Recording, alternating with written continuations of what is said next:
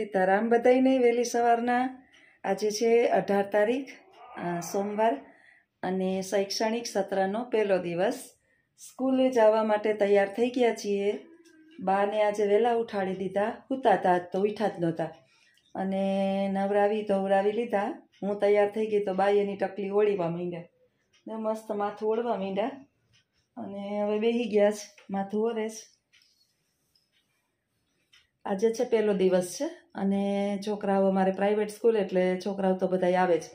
સરકારી સ્કૂલ હોય ને તો કદાચ છોકરાઓને એક દિવસ આળસ થઈ જાય કે સફાઈ અભિયાન નામ ને તેમને, એટલે કદાચ એક દિવસ ન આવે. અમારે તો ફૂલ સંખ્યા પહેલા દિવસથી જ હોય અને આ વખતે સારું અમને પૂરું વેકેશન મળ્યું. નહીંતર પ્રાઇવેટ સંસ્થાની અંદર છે ને પૂરું વેકેશન લગભગ નથી આપતા. અમને મળી ગયું આ વખતે પૂરું વેકેશન ને વેકેશનમાં નહોતા બોલાવ્યા રજાના દિવસે ને મારે સરસ મજાની જાત્રા થઈ ગઈ. ધીમે ધીમે થોડોક અવાજ હવે ખુલતો જાય છે. વધારે ઇન્ફેક્શન હતું એટલે વાર લાગી. અને બા જે છે એ ટકલી બાઈ રેડી થઈ ગયા છે, નાસ્તા પાણી થઈ ગયા, ખવાઈ પીવાઈ ગયું. અત્યારમાં છે ને બાનો મગજ સારો હોય, એને શરદી બહુ જામી ગઈ હતી, એકદમ માંડ થોડોક ફેર પડ્યો. બિચારાઓને ન કફ કાઢતા આવડે કે ન શેડા કાઢતા આવડે ને એટલે તકલીફ થાય થોડી.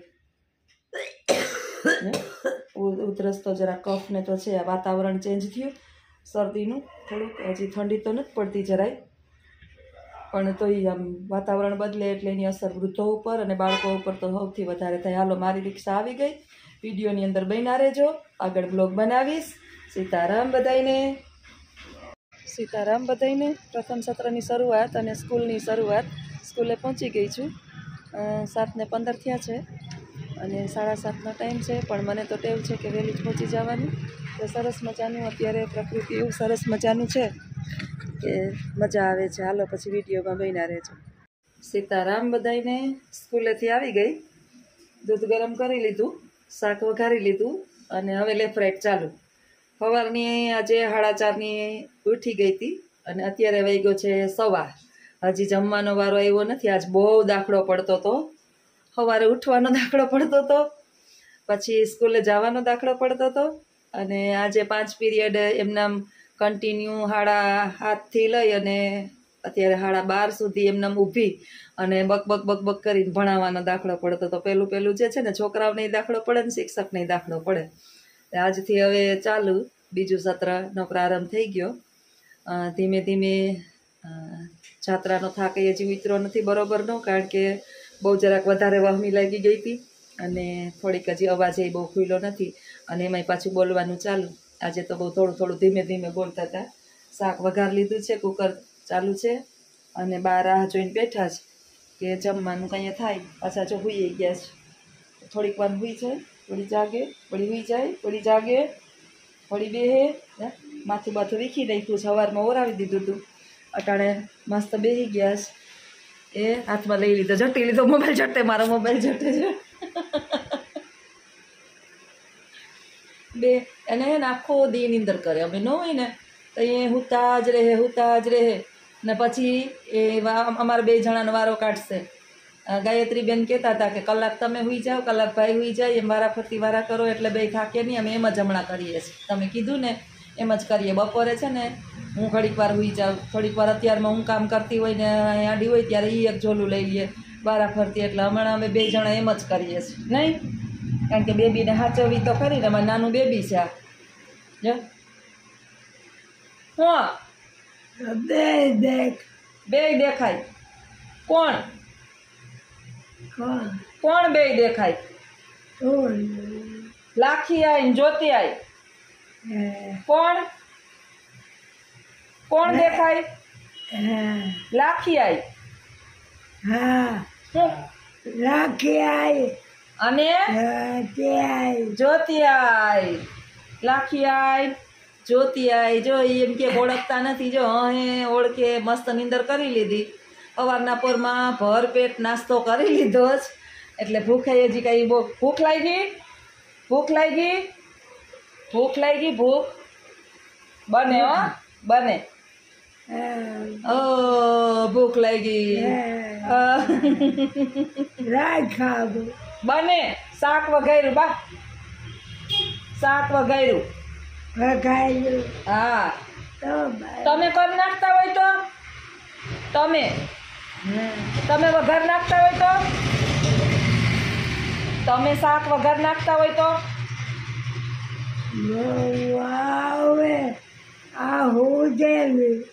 ન હું છે તો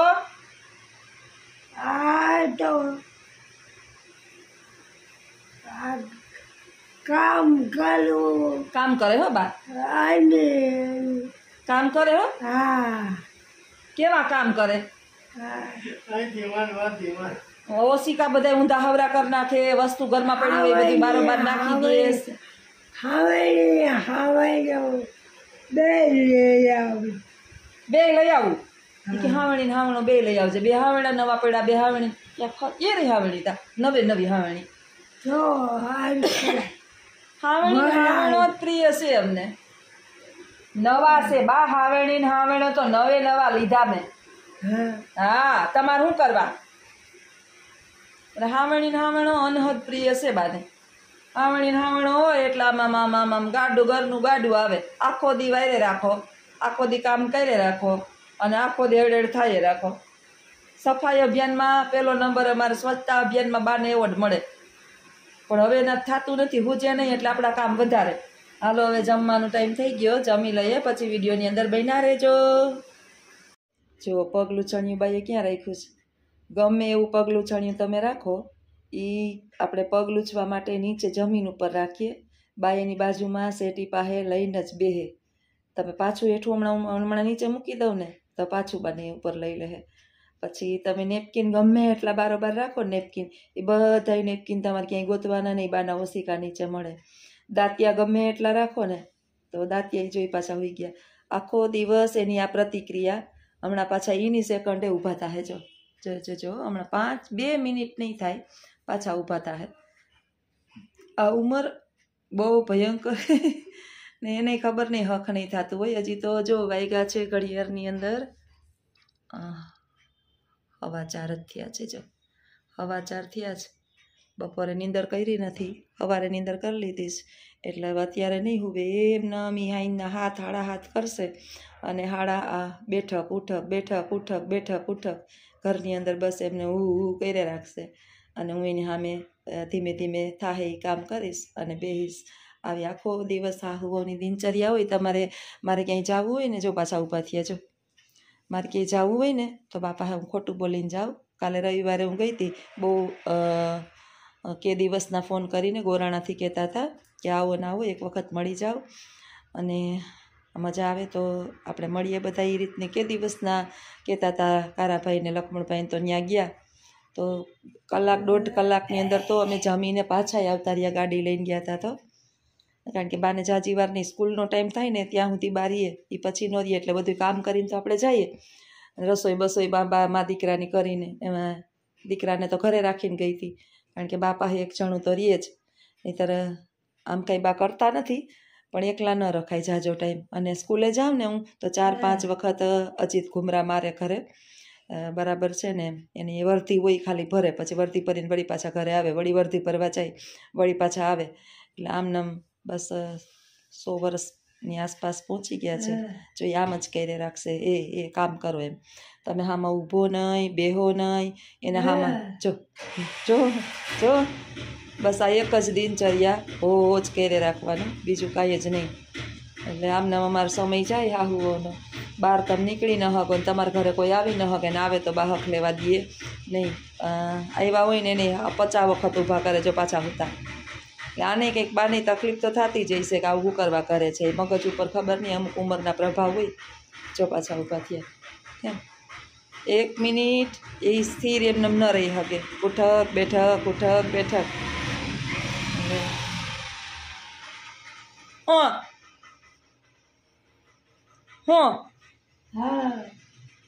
હું કરું આમ જો એને જે હું વાત કરતી હતી ને એને વારી લીધું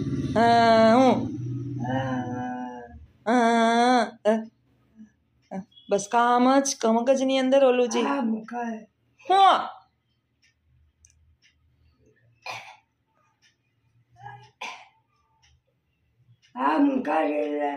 હું કરી લઉં હા જુઓ ને તમે ઓલા નાના બાળક બોલવા શીખાવીને અડધું બોલે એ ઓ એ ઈ આ ઈ આમ કરી લે. આમ કરી લે આખો દી તમે આમ જ કરી લે આખો દી હાથમાં હામેણું એને દેખાડે રાખો તમે વાયરે રાખો એટલે તમે હાવ હો નાના જોઈ પગલું છણી પાછું લીધું જોઈ ત્યાંથી હટાવશે જ નહીં ત્યાં પગ નીચે રાખશે ઓ ઈ આ કરશે આમ નામ આમ લઈ. વારવું જ નથી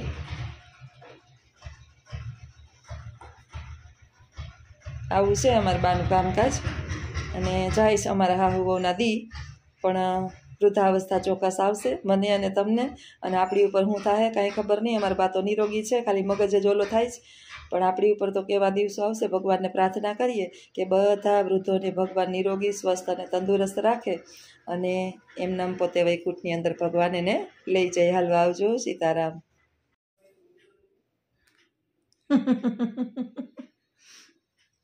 કેવા મોઢું કરે છે મારા હામાં જતા એને ઉઠી બાને અને કઈ હંચવારી તો કાઢી હંચવારી તો કાઢી એમ હા આમ બધે વાર નાખ્યું ફરિયાય બારોબાર વાર નાખ્યા બધુંય કરી નાખ્યું જે જો આખો દિવસ છે ને આખો દી વરાઈ ગયું બધુંય વરાઈ ગયું વરાઈ ગયું હા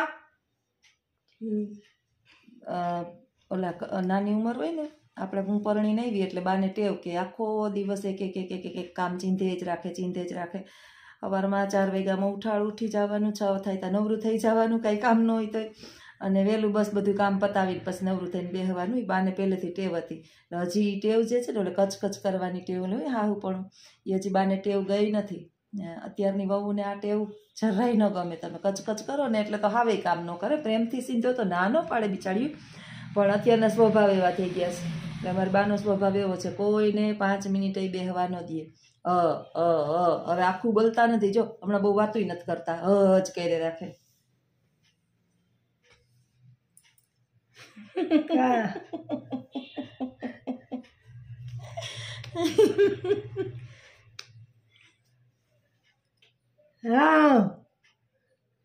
મારે ઢીંઢામાં કુલામાં હું ગાડમાં